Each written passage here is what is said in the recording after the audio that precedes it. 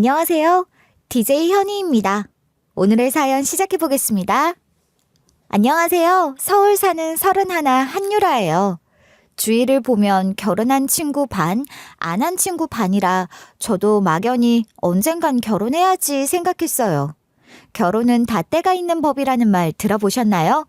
하고 싶다고 되는 게 아니라 때가 되면 자연스럽게 환경이 만들어진다는 말 말이에요. 전 남자친구와 나이, 조건, 사랑까지 모든 게 완벽하다고 생각했는데 그게 다 꾸며진 이야기였다니 모든 상황이 정리된 지금도 생생한 꿈을 꾼 것 같아요. 전 사실 어릴 때부터 부족함 없이 자랐어요. 아버지는 무역과 관련된 중견기업을 운영하셨고 어머니는 골프웨어 고급 브랜드 매장을 몇 개 가지고 계셨거든요. 자주 성가하신 건 아니고 할아버지의 할아버지, 아니 그 윗때부터 대대로 금전적으로 풍족한 집안이었대요. 공부도 잘했던 전 구김살 없이 컸고 대학도 서울권 소재를 나와 안정적인 직장을 다니며 자연스럽게 비슷한 환경의 사람들과 어울렸죠. 해외여행을 떠나거나 신상이 나오면 백화점에 가는 일, 명품, 골프 이런 것들이 특별할 게 없는 저의 일상이라면 일상이었어요. 그러던 어느 날 삶의 변화가 찾아왔죠. 대부분 삶이 그렇듯 저 역시 다람쥐 쳇바퀴 굴러가듯 늘 똑같은 일상. 인맥에 뉴페이스가 등장했거든요. 그를 처음 만났던 건 어느 카페였어요. 사실 그날 카페를 정할 때도 평소와는 다른 선택을 했었어요. 늘 가던 강남의 호텔 라운지 대신 수진이가 추천한 홍대 근처의 작은 카페였거든요. 너는 맨날 가는 곳만 가더라. 여전히 그래? 장소 좀 바꿔. 홍대가 왜 젊음의 거리겠어. 분위기도 좋고 커피도 맛있어. 그리고 사람 구경하기도 재밌고. 늘 익숙한 것을 선호하던 저에게 그날따라 수진이의 말이 묘하게 끌렸던 것 같아요. 그날은 중학교 단짝인 수진이를 오랜만에 만나는 날이었거든요. 대학교 때만 해도 같은 동네에 사니 자주 만났는데 수진이 회사가 지방으로 이전하면서 자주 못 보게 되었어요. 수진이 역시 지방에서 자취하며 한동안 서울에 자주 올라오더니 서울 오는 시간에 다른 지역 여행 가는 게 더 좋다고 한동안 뜸했기 때문이에요. 요즘 사람들 다 어떻게 지내? 일상적인 인사로 시작된 대화는 금세 옛날 이야기로 흘러갔어요. 중학교 때 몰래 화장품 사서 나눠 발랐던 이야기, 고등학교 때 남자친구 때문에 싸웠던 이야기, 시간 가는 줄도 모르고 웃고 있었죠. 그런데 너 아직도 그 직장 다녀? 벌써 몇 년째야? 안정적이고 좋아. 너도 알잖아. 우리 집안 분위기상 모험을 좋아하지 않는 거. 그렇긴 하지. 근데 가끔은 지루하지 않아? 나는 이사 오면서 정말 많이 변했거든. 새로운 사람들도 만나고 전에는 상상도 못했던 일들도 해보고 가끔 삶에 변화를 주는 것도 괜찮아. 결혼하면 달라지려나? 상혁 선배다. 여긴 웬일이지? 누구 만나러 왔나? 누구? 방금 들어온 저 남자. 정장 바지에 흰 와이셔츠만 입은 사람. 내가 아는 사람이거든. 잠깐만 가서 깜짝 놀라게 해줘야겠다. 이야기를 나누던 수진이가 갑자기 반가운 표정을 짓자 저도 궁금해져서 고개를 들어 카운트를 보니 카페에 들어온 지 얼마 안 된 듯한 남자가 서 있었어요. 그런 그를 깜짝 놀라게 한다는 생각에 살금살금 가는 수진이 모습을 보고 있자니 웃음이 나더라고요. 중학교 때부터 장난기가 많았는데 커서도 그 모습이 사라지지 않고 있다는 게 반갑기도 했고 귀엽기도 했거든요. 그 사람은 메뉴판을 보며 뭔가 고민하는 듯 했는데 평범한 직장인 스타일이었지만 옷을 입는 센스가 있어 보이더라고요. 와이셔츠 소매를 살짝 걷어올린 모습이나 넥타이 없이도 단정해 보이는 게 인상적이었는데 뒤에서 갑자기 아는 척하는 수진이를 보더니 깜짝 놀라하는 그 모습에 저 역시 멀리서 작은 미소를 띠며 재밌어했죠. 그리곤 다시 차를 마시려고 했지만 왠지 궁금해져서 다시 고개를 들어 카운터 쪽을 바라보게 되었어요. 이상하게도 그 사람에게서 눈을 떼기가 어려웠는데 특별히 잘생긴 건 아니었지만 뭔가 다른 사람들과는 다른 느낌이 있는 듯 평소 제 주변 남자들과는 확실히 다른 분위기였어요. 등을 돌리고 주문하려던 그 사람이 어느새 몸을 돌려 수진이 쪽을 바라보면서 저 역시 얼굴을 제대로 볼 수 있었어요. 그는 잘생긴 얼굴은 아니지만 환하게 웃는 모습이 사람을 기분 좋게 만들었고 단정하게 차려입은 옷은 그 사람을 더욱 빛나게 만드는 것 같았고요. 그런데 그 웃음이 정말 특별했는데 진짜 기쁜 사람의 웃음으로 사회생활을 하면서 보는 그런 의례적인 웃음이 아니라 정말 반가워서 웃는 그런 표정이 언제 마지막으로 그런 웃음을 봤나 싶을 정도로 인상적이었죠. 짧은 인사를 마친 수진이는 다시 제자리로 돌아왔고 그는 카페를 나갔지만 대신 우리 테이블의 이야기 소재로 다시 등장했네요. 어때? 저 사람 말이야. 괜찮지 않아? 뜬금없다. 아는 사람이라고 인사하고 온다더니 한다는 소리가 밑도 끝도 없이 저 사람 괜찮지 않냐고? 내가 점쟁이냐? 수진이의 갑작스러운 질문에 어이가 없어서 웃음이 나왔지만 솔직히 말하면 왠지 속마음을 들킨 것 같아 아닌 척하고 싶었어요. 하지만 제 머릿속엔 이미 그 환한 웃음이 자꾸만 머릿속에 맴돌고 있었고 그런 모습을 수진이 앞에 드러내고 싶진 않았던 거예요. 괜히 놀림감이 될 것 같았거든요. 아니 정말 괜찮은 사람이거든. 내가 대학 다닐 때 연합동아리에서 리더까지 했던 사람이야. 너랑 비슷한 점도 많고 해외 유학도 미국으로 다녀왔어. 집안도 괜찮고. 좋긴 뭘 좋아. 가족들은 자주 만나야 좋은 거지. 외롭겠네. 어머? 벌써 저 사람 걱정해 주는 거야? 그렇게 연이 이어지는 거야. 내가? 왜 알지도 못하는 사람을. 나이 차이도 딱 4살이고. 어때? 한번 만나볼래? 리더라는 말에 괜히 귀가 솔깃해지면서 아까 그 사람에게서 뭔가 내가 알던 사람들과는 다른 분위기를 느꼈던 게 그런 이유였을까 싶은 생각이 들더라고요. 그런데 나도 모르게 그 사람을 걱정하는 말을 했다니 속으로 뜨끔하면서 수진이를 바라봤는데 눈빛이 반짝이는 걸 보니 제대로 걸린 것 같았어요. 사실 마음 한구석에서는 조금 궁금하기도 하면서 4살 차이라는 것도 나쁘지 않게 들렸죠. 야, 그렇게 좋으면 네가 만나지 왜 나를 소개시켜준다고 해. 그렇게 조건 좋은 남자가 지금까지 혼자 있겠어? 나도 된다면 내가 만나고 싶을 정도야. 그런데 나한테는 딱 동생이라고 선을 긋더라고. 사실 내가 대학 때 살짝 좋아했었거든. 그리고 결혼도 안 했고 여자친구도 없어. 작년 말까지 나랑 같은 회사 다녔거든. 수진이의 고백에 조금 놀라는가 싶었는데 한편으로는 저도 모르게 안도감도 들더라고요. 적어도 그 사람이 나쁜 사람은 아니라는 뜻이라는 게 분명했던 건 수진이가 좋아할 정도면 분명 괜찮은 사람일 거고 같은 회사에서 일했다면 그 사람의 성격이나 인품도 어느 정도 검증된 셈이니까요. 그래? 막 잘생긴 건 아닌데 웃는 모습이 사람 편안하게 만들어주는 것 같긴 하더라. 결국 솔직한 마음이 튀어나왔네요.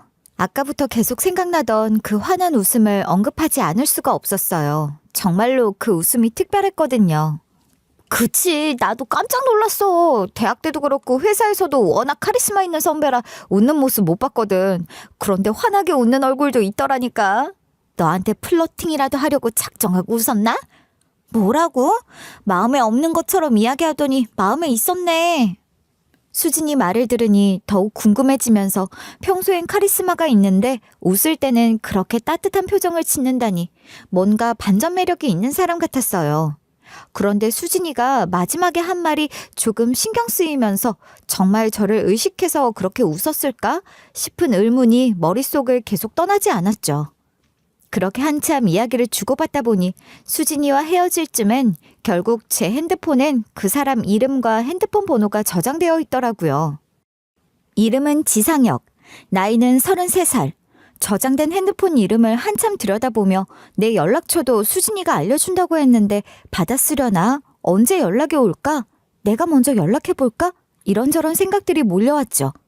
그렇게 다음 날 점심 식사 한번 하자는 그의 문자를 받고 갑자기 설레임이 느껴지며 잊었던 연애세포가 깨어나는 느낌이었어요. 대부분 사람들이 그렇듯 문자를 주고받으며 신상 정보를 우선 알게 될 줄 알았는데 간단한 인사 다음으로 얼굴 보면서 이야기하자는 소리를 하더라고요.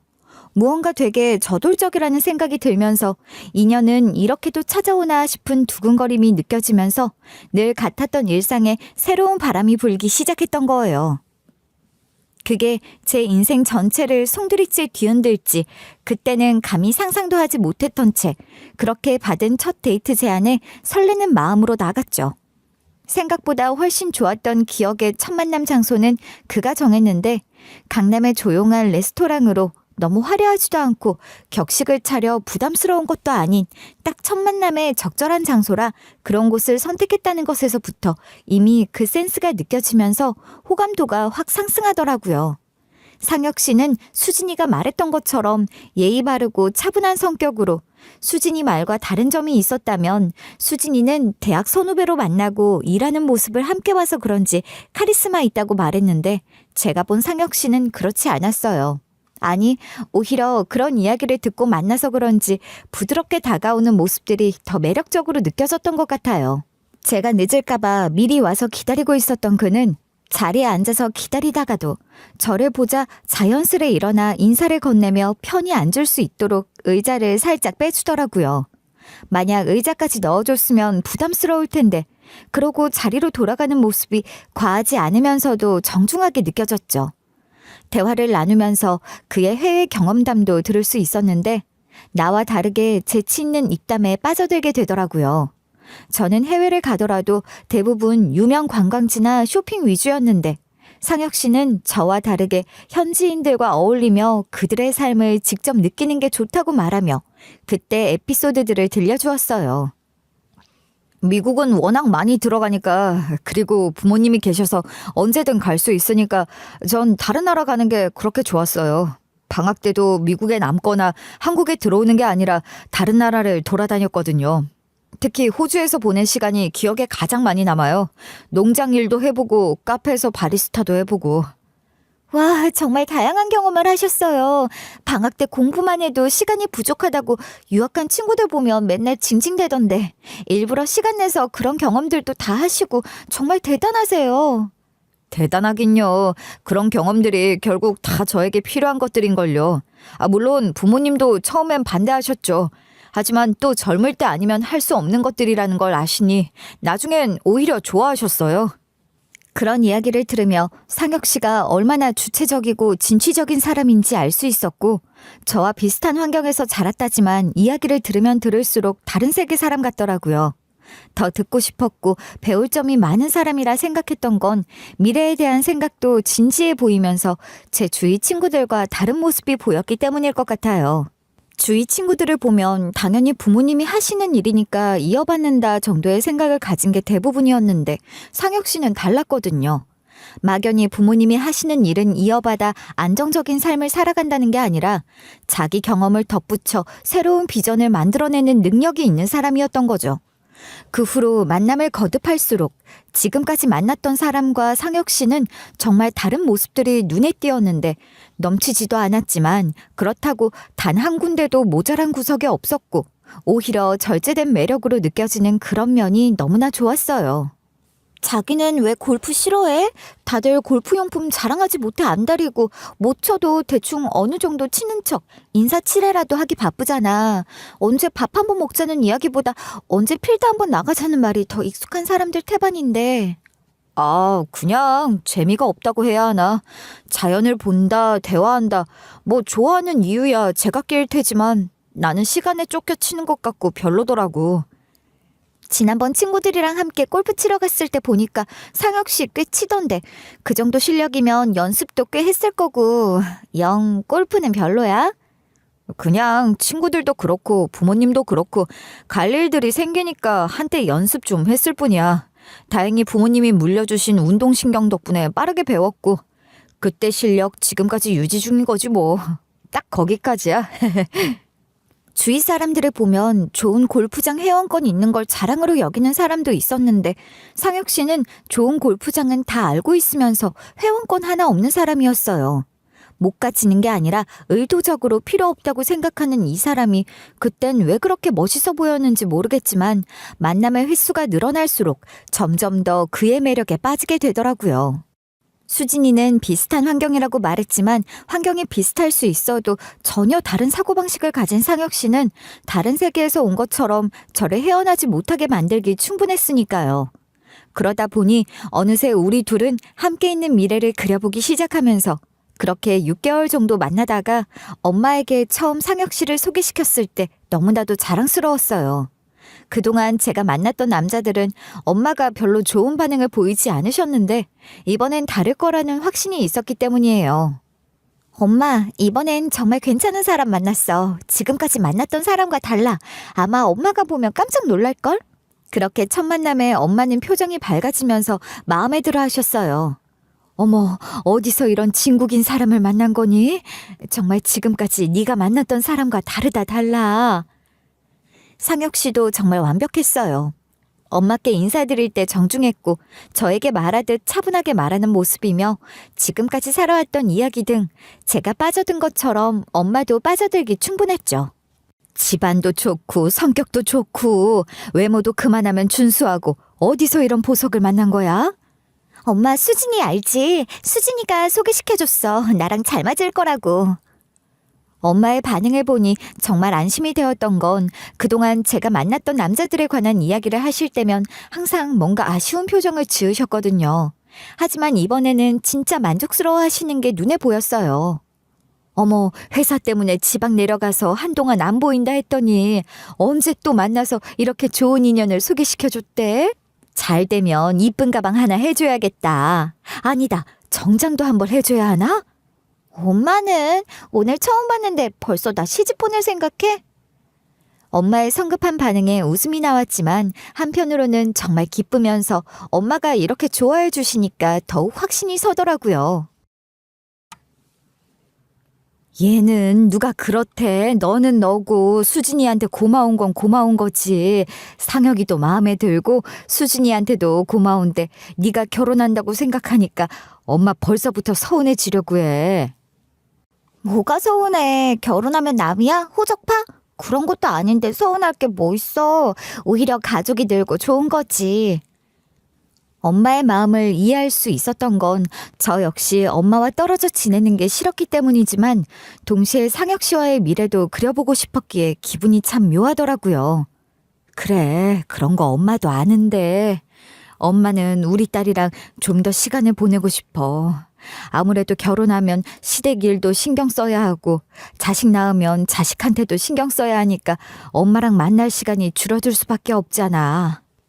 엄마의 솔직한 마음을 듣고 나니 마음이 복잡해지면서 저를 이렇게 아껴주시는 엄마가 고맙기도 했고 다른 한편으로는 상혁 씨와의 관계가 더욱 진전되기를 바라는 마음도 들었죠. 하지만 엄마가 상혁 씨를 좋게 봐주신다는 것만으로도 충분히 기뻤어요. 앞으로 어떻게 될지 모르겠지만 적어도 엄마의 반대는 없을 것 같다는 안도감이 들었어요. 엄마는 그런 아쉬움을 보이며 제가 어릴 때 바쁘게 일하시면서 저를 소홀히 했던 게 늘 아쉬웠다고 말씀하셨는데 무슨 마음인지 알 것 같아서 더 긴 말은 하지 않았어요. 저 역시도 결혼에 대한 막연한 생각만 있었을 뿐 상혁 씨와 구체적으로 이야기를 주고받은 것도 아니었고 막연하게 결혼한다면 이 사람이랑 하겠구나 싶은 그런 생각이었을 뿐이었으니까요.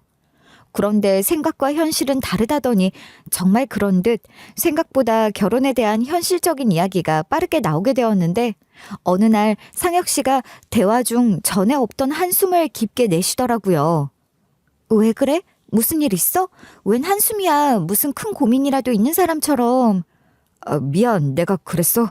사실은 아버지가 사업체 작은 거 하나를 맡기신다는데 현실적으로 힘들 것 같아서 어떻게 해야 하나 요즘 방법을 찾고 있거든.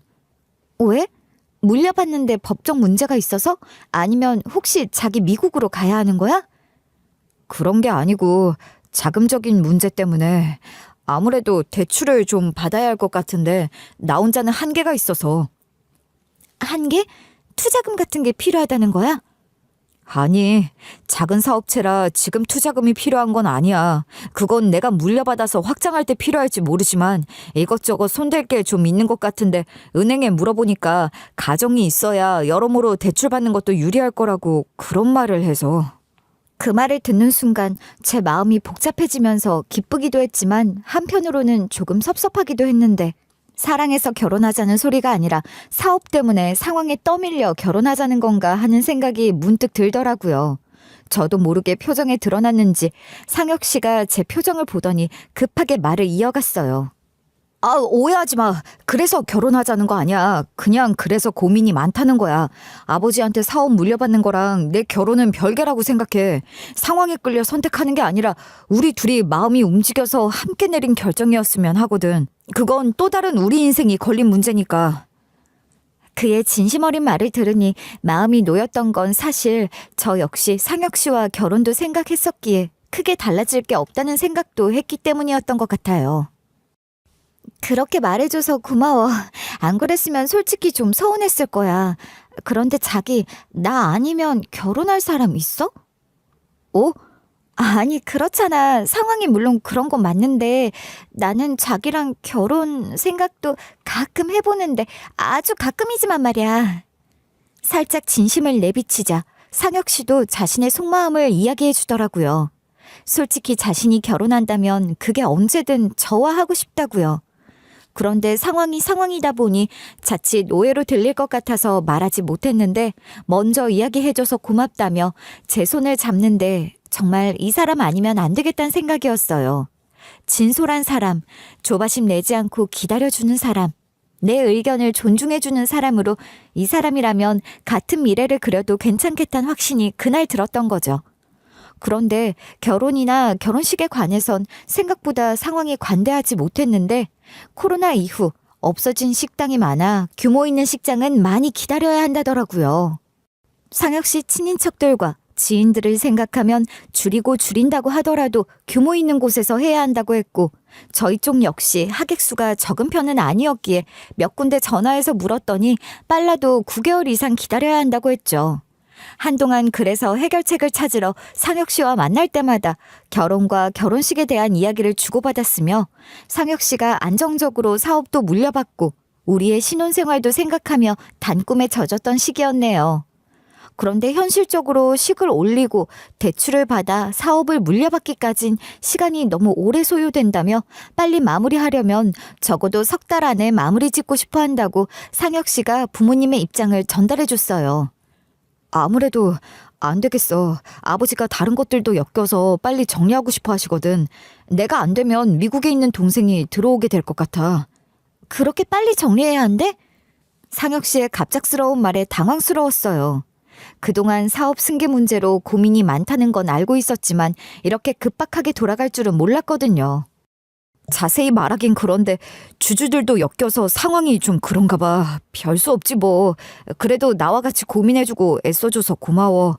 아무것도 안 하고 그런 소리 들었으면 좀 억울할 뻔했는데 그래도 내 나름대로 노력했으니 아쉽지 않아. 끝날 때까지 끝난 게 아니라는 말 몰라? 왜 벌써 포기해? 다른 방법이 있을 수도 있잖아. 다른 방법이 어디 있어. 지난 3주간 우리 서울에 웬만한 식장 다 전화해봤잖아. 자기 마음 충분히 알아. 고마워. 그의 체념하는 모습을 보니 그동안 얼마나 많은 노력을 해왔는지 알고 있었기에 제 마음이 아파오면서 포기하기엔 너무 이른 것 같다는 생각이었죠. 내 마음을 안다고? 정말? 그럼 자기도 동의하는 거야? 아니 뭐 꼭 결혼식 먼저 해야 하나? 혼인신고부터 하고 여유있게 결혼식 준비하면 되는 거지. 사실 저도 제가 이런 말을 먼저 하게 될 줄 몰랐는데 상혁 씨가 힘들어하는 모습을 보니 자연스럽게 나왔고 상혁 씨 역시 깜짝 놀라는 표정으로 저를 바라보더라고요. 아니 그렇잖아. 어차피 우리 둘 마음은 정해졌고 시간 허비할 게 뭐 있어. 사업 승계 문제도 걸렸으니까 먼저 부부가 되고 식은 나중에 올리면 되는 거지. 정말 그래도 괜찮아? 나야 그래주면 고마운데 여자들은 결혼식이 정말 중요하다고 그래서 나는 정말 꿈에도 생각 못했던 건데 평생 한 번 있는 결혼식인데 내 환경 때문에 포기하고 싶진 않아. 상혁 씨의 배려하는 마음이 느껴져서 더욱 확신이 서면서 이런 사람이라면 분명 좋은 남편이 될 거란 생각이 들기 시작했죠. 마음이 중요한 거지 형식보다 난 마음이라고 생각해. 사실 난 스몰 웨딩 하고 싶었고 정말 간소하게 양가 부모님이랑 친구 몇 명만 불러서 작은 리조트에서 하루 신나게 놀면서 의미 있게 보내고 싶다는 생각도 했어. 그러니 나에게 예식이 꼭 중요한 건 아니야. 정말 감동받은 듯 반짝이는 상혁 씨의 눈빛을 뒤로하고 저 역시 제 마음을 다독이면서 이렇게 하면 모든 문제가 해결될 거라고 생각했는데 사실 제가 그런 제안을 한 데는 또 다른 이유가 있었어요. 며칠 전부터 자꾸 누군가가 저를 따라다니는 느낌이 들면서 불안했는데 3년 전 헤어진 제 남자친구 박준서 때문에 비슷한 느낌을 받은 적이 있었거든요. 준서는 저보다 3살 어린데 딱 3개월 만나는 동안 저에게 집착이 정말 심해서 힘들었는데 처음엔 그런 관심이 사랑인 줄 알았지만 시간이 지나면서 숨이 막힐 정도였죠.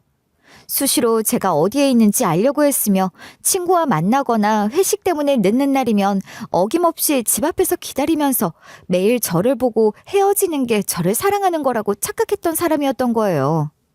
유라야, 나 너 없이 못 살아. 하루라도 너 안 보면 불안해서 미치겠어. 그런 말들이 집착으로 들리는 건 너무 당연했고 결국 숨이 막혔던 전 헤어지자고 이야기했는데 그 이후 더 심각하게 변하면서 집 앞에서 매일 서성이면서 제가 나오기를 기다렸던 덕분에 한동안 친구 집에서 지낼 정도로 힘들었죠. 그런데 그 3년도 더 된 이야기가 최근 들어 다시 그런 느낌이 들기 시작했던 건 누군가가 저를 지켜보는 듯한 느낌에 요즘 따라 모르는 번호로 걸려오는 전화들까지 부쩍 늘었고 전화를 받으면 아무 말 없이 끊어버리는 일들이 생겼기 때문이었어요. 별도로 문자가 오거나 그러는 건 아니었지만 혹시 전 남자친구가 다시 주위를 맴도는 건 아닐지 불안감이 커지고 있는 터라 혼인신고를 하면 될 것 같았거든요. 법적으로 결혼한 상태가 되면 준서도 확실하게 포기할 거란 생각이 들면서 결혼 소리에도 서운해하시는 엄마가 식도 없이 혼인신고부터 한다면 섭섭해하시면서 반대할지 모른다는 생각도 들었지만 지금 이 상황에서는 이게 최선의 선택인 것 같았어요. 그런 말들이 오갔지만 미안함과 어떻게든 다른 해결책으로 다시 한번 시도해보는 등 자신만의 방법을 찾느라 상혁 씨는 의외로 적극적으로 나오지는 못하더라고요. 며칠 동안 은행이며 관공서며 바쁘게 뛰어다니는 걸 옆에서 아무 말 없이 지켜보면서 이미 제 나름대로 의사표현을 했기에 더 이상의 말은 불필요하다고 느꼈고 오히려 상혁 씨가 마음의 준비를 할 시간이 필요하다는 생각이 들었죠. 그러던 어느 날 상혁 씨가 드디어 결심한 듯 진지한 표정으로 말했어요. 유라야, 정말 괜찮다면 네가 말한 대로 혼인신고부터 하자. 정말? 이제야 확신이 선 거야? 너에 대한 확신은 전부터 있었어. 조금이라도 제대로 너와 함께하고 싶은 마음에 다시 한번 다양한 방법들을 검토했는데 더 이상 시간 끌 수도 없고 이럴 때 힘이 되어주는 너와 함께 하고 싶다는 생각이 너무 커졌어. 결혼식은 네가 원하는 대로 정말 멋지게 해줄게. 고마워, 유라야. 나도 고마워. 내가 먼저 말 꺼내놓고 자기가 하잔 소리 안 하면 어쩌나 내심 걱정했거든. 그런데 시간 오래 끌지 않고 말해주니 좋네. 우리 진심을 서로 알게 된 것 같아서. 이런 날이 결혼기념일이지, 안 그래?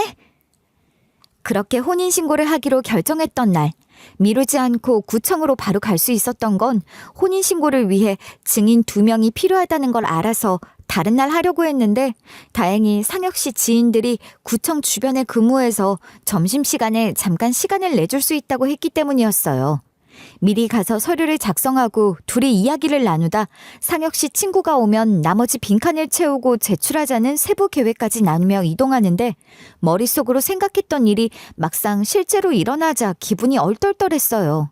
진짜 이제 유부녀가 되는 건가 싶어서 기분이 이상하면서 엄마에게 문자로 상황을 알려드렸는데 혹시나 미리 일 저지르고 나중에 정말 서운했다는 말을 들을까 걱정이 되기도 했죠. 그렇게 구청으로 가는 차 안에서 상혁 씨가 묻더라고요. 긴장돼?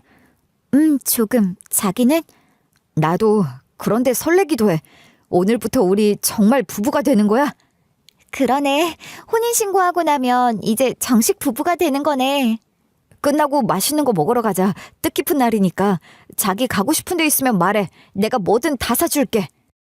이런저런 이야기를 하다 보니 어느덧 구청에 다 왔더라고요. 구청 주차장에 상혁 씨가 차를 세우고 저는 먼저 내려 기다리고 있었어요. 갑자기 제 핸드폰이 울렸죠. 엄마였어요. 엄마? 문자 보내도 답이 없더니 서운하다는 말 하려고 전화했어? 유라야, 조용히 내 말만 들어. 알았지? 엄마, 왜 그래 목소리가? 무슨 일 있어? 그놈 미친놈이야. 당장 자연스럽게 그곳을 빠져나와. 갑자기 무슨 소리야? 그때 상혁 씨가 차를 주차하고 제 쪽으로 걸어오고 있었어요. 저는 머릿속이 복잡해지면서 이 상황을 어떻게 해야 하는지 감이 잡히지 않았죠. 전화기는 여전히 든 채였고 엄마는 상혁 씨를 이상한 사람이라고 말하고 있었어요. 그리고 상혁 씨는 점점 저와의 거리를 좁히고 있었고요. 엄마가 뒷문에서 기다릴게. 화장실 간다고 하든 어쩌든 그놈한테 들키지 말고 조용히 너만 빠져나와. 그 말만 남긴 채 전화는 끊어졌죠. 순간 머릿속이 멍해졌지만 엄마의 말을 들으면 행동이 자연스러워야 할 것 같았어요. 하지만 이미 제 표정에 드러나 있었기에 상혁 씨가 무슨 일인지 걱정스레 묻더군요. 왜 그래? 얼굴이 하얘졌어. 어디 좀 앉을까? 아니야. 잘못 걸린 전화인데 다짜고짜 욕하고 끊어서 당황했어. 뭐? 요즘 별 미친놈 다 있다더니 전화기 줘봐. 번호 찍혔을 거 아니야. 내가 신고하던지 다시 걸어서 똑같이 해주던지 할게. 아니야. 뭐 그렇게까지 해. 그냥 다시 또 오면 안 받으면 되는 거지. 우리 오늘 좋은 날인데 괜히 이딴 것 때문에 기분 상하고 싶지 않아. 그냥 들어가자. 진짜 괜찮겠어? 걱정스러운 표정으로 묻는 상혁 씨의 팔짱을 자연스럽게 끼며 구청으로 몸을 옮겼어요. 그런 저의 모습에 상혁 씨는 대수롭지 않게 넘어갔지만 저는 여전히 혼란스러웠죠. 엄마 목소리에 담긴 절박함이 단순한 장난 전화 같지 않았거든요. 엄마 목소리의 보이스피싱? 그런 생각을 해보기도 했지만 구청 뒷문으로 나오라는 건 나가면 뻔히 알게 될 터라 그런 건 아닌 것 같았어요. 그러면 대체 왜? 꼬리에 꼬리를 문 의문들이 머릿속을 어지럽히고 있었지만 어느새 발은 민원실 앞까지 와 있었죠. 서류를 받아들고 의자에 앉았는데 손이 떨려서 글씨가 제대로 써지지 않았어요. 괜찮아? 많이 긴장한 것 같은데 뭐 마실 거라도 사다 줄까? 나 화장실 좀 다녀와야 할 것 같아. 구청에 도착해서도 긴장이 풀리지 않았고 오히려 더 심해지는 것 같았는데 다행히 상혁 씨도 제 상태를 걱정하는 눈치였어요. 제가 화장실에 가고 싶다고 하자 상혁 씨는 생각했던 거랑 다를 수 있다며 이해한다고 말하면서 시간이 많으니 서두르지 않아도 된다고 위로해 주었죠. 그리고 입구에 있는 카페에서 시원한 커피를 사다 주겠다고 말했지만 저는 오히려 카페로 가는 게 음악도 틀어져 있고 긴장 풀기엔 더 나을 것 같다고 말하며 제가 갈 테니 먼저가 기다리라고 했어요. 그렇게 말하고 화장실로 가는 척 복도를 따라 걸으며 마음속으로는 엄마가 장난치는 거라고 농담으로 그런 말을 했을 거라고 생각하면서도 걱정이 되어 심장이 두근거리더라고요. 발걸음은 자연스럽게 뒷문 쪽으로 향하지만 혹시나 저를 걱정하는 마음에 카페로 향하지 않고 상혁 씨가 저를 지켜보면 어쩌나 싶은 걱정도 들어서 살짝 고개를 돌려봤는데 다행히 상혁 씨 모습은 보이지 않았어요. 긴장된 마음에 뒷문을 열고 밖으로 나오는 순간 멀리서 엄마가 손을 흔드는 게 보였고 엄마 옆에 누군가 서 있는 모습도 어렴풋이 보였죠. 달려가면서 엄마 옆에 있는 사람의 얼굴을 확인하는 순간 저는 그대로 주저앉고 말았어요. 상혁 씨였거든요. 엄마, 이 사람... 하지만 다시 본 모습은 상혁 씨가 아니라 상혁 씨 같은 사람이었죠. 좀 전에 구청 안에서 저와 함께 혼인신고서를 작성하던 그 사람은 편한 캐주얼 차림이었는데 지금 제 눈앞에 있는 사람은 정장 차림이었거든요. 그리고 뭔가 달랐어요. 키가 조금 더 크고 좀 더 말라 보이는 체격이었으니까요. 유라야, 놀랐지? 엄마도 사실을 알았을 때 정말 까무러치는 줄 알았어. 엄마, 분명 나 조금 전까지 상혁 씨랑... 그 사람은 진짜가 아니야. 가짜지. 진짜는 바로 여기 있는 이분이셔. 뭐라고? 진짜는 뭐고 가짜는 뭐야? 대체 무슨 일이 벌어진 거야? 안녕하세요. 인사가 늦었습니다. 제가 바로 지상혁입니다. 잠깐만요. 둘이서 무슨 소리를 하시는지 모르겠어요. 진짜 지상혁 씨? 그럼 지금까지 제가 만났던 사람이 가짜 지상혁이라는 말인 거예요? 유라야, 일단 여기서 벗어나자. 여기 있다가 괜히 들키기라도 하면 자세한 건 가면서 이야기하자. 일단 타. 엄마가 급하게 말하며 저를 차 안으로 데려갔어요. 저는 여전히 혼란스러웠죠. 구청 안 카페에서 저를 기다리고 있을 상혁 씨가 생각났어요. 지금 엄마 말대로라면 가짜 상혁 씨겠지만요. 이동하는 차 안에서 진짜 상혁 씨가 차근차근 설명해주는 이야기를 들으며 저는 점점 더 혼란에 빠졌어요. 사실 전 1년 전 교통사고로 혼수 상태에 빠져 있었습니다. 다른 신체를 다친 건 아닌데 병원에서도 이유를 찾을 수 없다고 했죠. 그러다가 얼마 전 기적처럼 의식을 되찾았는데 저도 모르는 사이에 이런 일들이 벌어졌던 겁니다. 이런 일이라뇨? 그동안 연락 못했던 지인들과 연락을 주고받았는데 대부분 연애 잘 되냐며 소식 들었다고 말하고 있었어요. 저는 이제 막 깨어났는데 말이에요. 얼마나 황당했겠어요. 세상에 사칭하는 사람이 있는 줄 꿈에도 몰랐으니. 네, 맞아요. 처음엔 정말 무슨 말을 하는지 이해가 안 되더라고요. 그래서 몇몇 지인들을 만났는데 정말 말도 안 되는 일이 벌어지고 있었던 거죠. 누군가가 제 이름으로 활동하고 연애까지 하고 있었다니. 결국 전 그게 누구인지 궁금해 사설 탐정까지 고용했었네요. 그 말을 듣는 순간 무언가 번개처럼 스쳐 지나갔어요.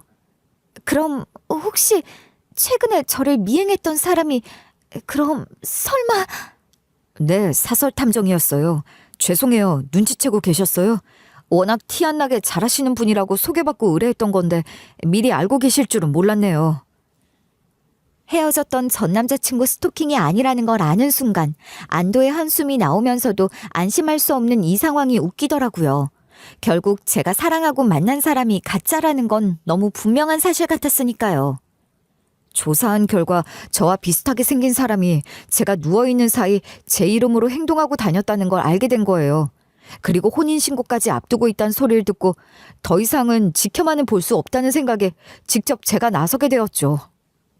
그럼 그 가짜라는 사람은 원래 무슨 일을 하는 사람인지도 아세요? 정말 믿을 수 없는 일이 벌어졌다는 게 현실감 없이 다가오며 지금까지 만났던 상혁 씨가 가짜였다니 꿈을 꾸는 것 같더라고요.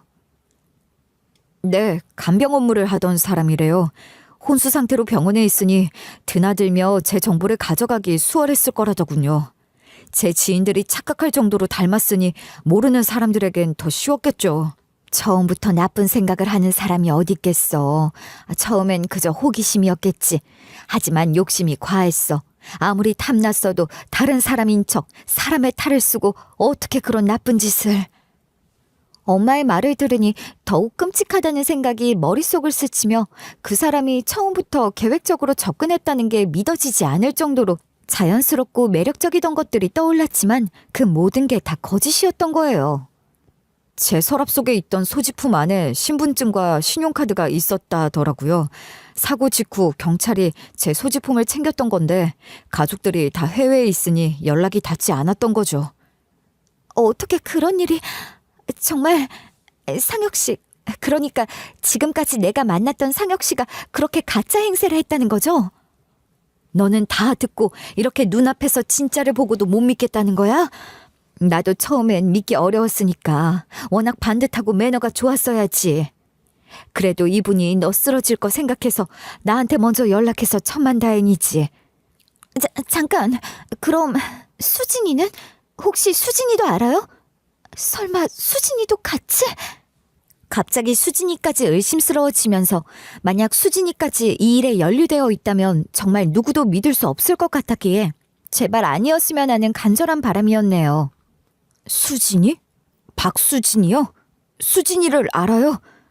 아, 그랬군요. 아직 수진이랑 제가 연락한 건 아니지만 아마 수진이도 몰랐을 확률이 높아요. 아실지 모르지만 수진이가 알면서 누굴 속이고 그런 성격이 못 되잖아요.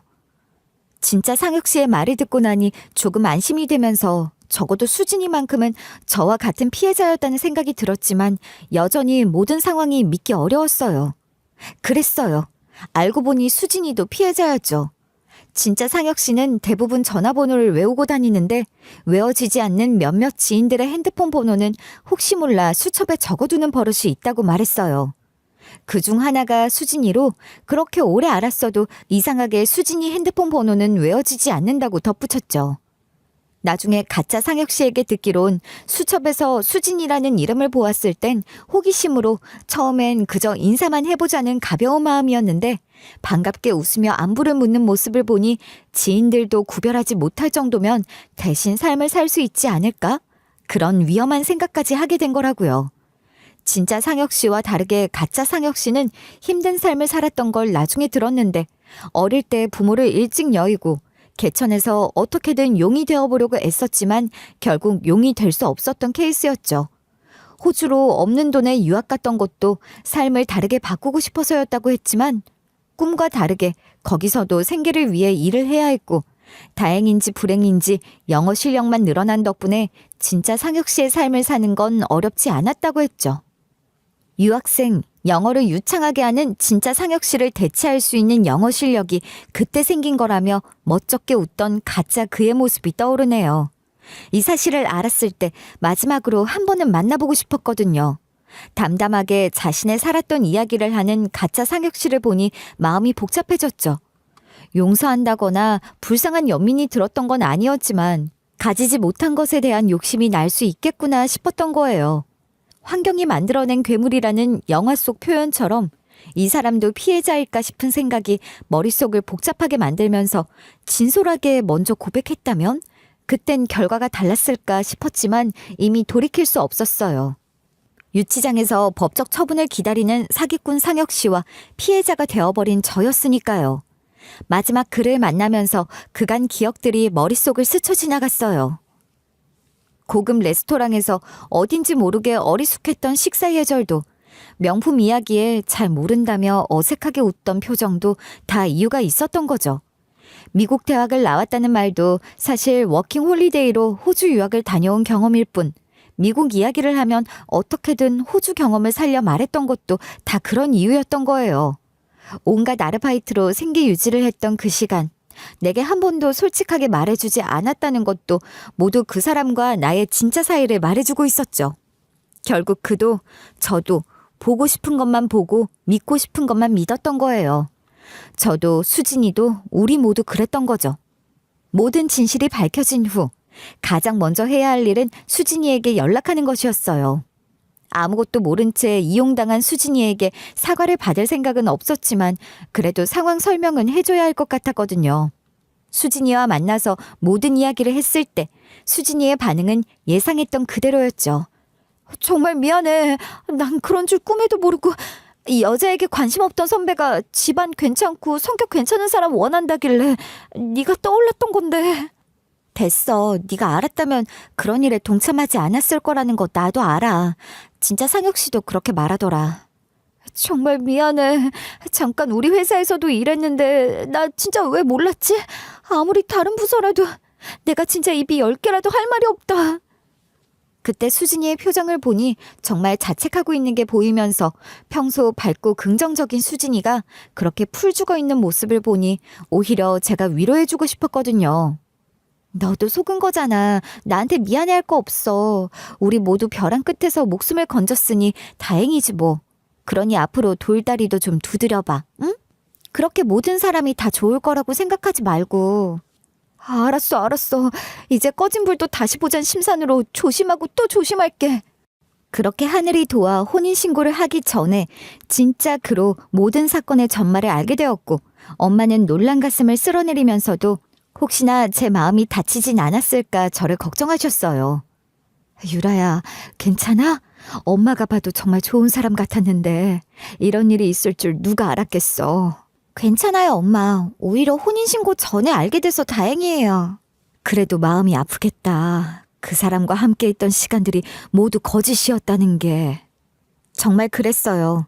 6개월 동안 함께했던 모든 순간들이 한순간에 거짓이 되어버렸지만 이상하게도 분노보다는 허탈감이 더 컸고 더 웃겼던 건 가짜 그가 나중에 법정에서 상황이 거짓이었을지언정 저를 만나고 사랑했던 그 순간들은 모두 진심이었다는 궤변을 늘어놓았다는 점이죠. 변호사를 통해 전해들은 그의 말을 듣고 있자니 정말 기가 막혔는데 처음부터 끝까지 거짓으로 시작된 관계에서 사랑이 무슨 의미가 있다는 건지 이해할 수 없었는데 아이러니한 건 어찌 보면 피해자인 진짜 상혁 씨가 그와는 정반대로 진심으로 제게 사과했다는 거예요. 정말 죄송합니다. 제가 모르는 사이에 이런 일이 벌어져서 유라 씨에게 큰 피해를 입혔네요. 아니에요. 상혁 씨가 잘못하신 건 없잖아요. 그래도 제 신분이 이용돼서 이런 일이 생긴 거니까요. 그의 진실한 모습이 가짜 그의 모습과 겹쳐지며 제 마음을 씁쓸하게 했던 건 신기할 정도로 닮은 두 사람이 각기 다른 말을 하고 있었기 때문이겠죠. 이제는 전 남자친구가 된 그 인간은 법적 처분을 기다리는 중이고 공문서 위조, 사기죄, 개인정보보호법 위반 등의 혐의로 관련 증거가 충분해서 기소되어 재판이 진행되었는데 1년 이상의 징역이 확정될 거라고 변호사가 말했어요. 재판 과정에서 알게 된 사실들이 더 충격적이었는데 저뿐만 아니라 이전에도 비슷한 방식으로 몇 명의 여성들을 속인 전력이 있었다는 거였어요. 다행히 저처럼 혼인신고까지 가진 않았지만 그래도 몇 달씩 교제하며 금전적 피해를 입힌 사례들도 있었고 그 이야기를 들으니 정말 소름이 돋더라고요. 제가 처음이 아니었다는 것도 충격이었지만 만약 진짜 상혁 씨가 나타나지 않았다면 어떻게 되었을까 하는 생각에 아찔했거든요. 그 사건 이후 저는 사람 보는 눈이 정말 달라지며 겉으로 드러나는 조건들인 학벌, 집안, 외모 같은 것들보다 진솔한 마음, 진정성을 더 중요하게 생각하게 되었네요. 누군가 저에게 자신의 이야기를 할 때 그 말에서 느껴지는 믿고 싶은 부분이 아닌 사실 그 자체를 보려고 애쓰고 있고 작은 모순이나 어색한 부분들도 그냥 넘어가지 않고 한 번 더 생각해보게 되었어요. 그리고 급하게 결정하고 선택하는 건 늘 조심해야 한다는 걸 뼈저리게 깨달았죠. 혼인신고를 서두른 것도 결국 제가 전 남자친구의 스토킹에 대한 불안감 때문이었는데 그때 조금 더 차근차근 생각했더라면 다른 해결책도 있지 않았을까 싶거든요. 진짜 상혁 씨는 이것도 인연이라고 말하지만 솔직히 자꾸 가짜 그게 겹쳐 보이니까 저도 제 마음을 잘 모르겠어요. 물론 자세히 보면 두 사람이 정말 다르게 말하는 톤도 다르고 사람을 대하는 태도도 다르며 무엇보다 진짜 상혁 씨에게서는 가식적인 면을 찾아볼 수 없고 인품도 훨씬 뛰어나지만 진짜라는 걸 알고 있어도 이걸 인연이라고 할 수 있을까 싶은 의문이 계속 머릿속을 떠나지 않거든요.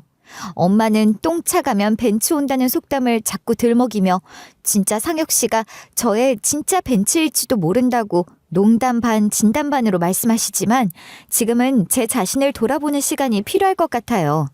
그리고 언젠가 정말 진실한 사람을 만나게 되면 그때는 서두르지 않고 차근차근 알아가면서 진짜 사랑을 하고 싶다는 게 제 바람으로 이번 일을 통해 제가 얻은 가장 소중한 깨달음이 아닐까 해요.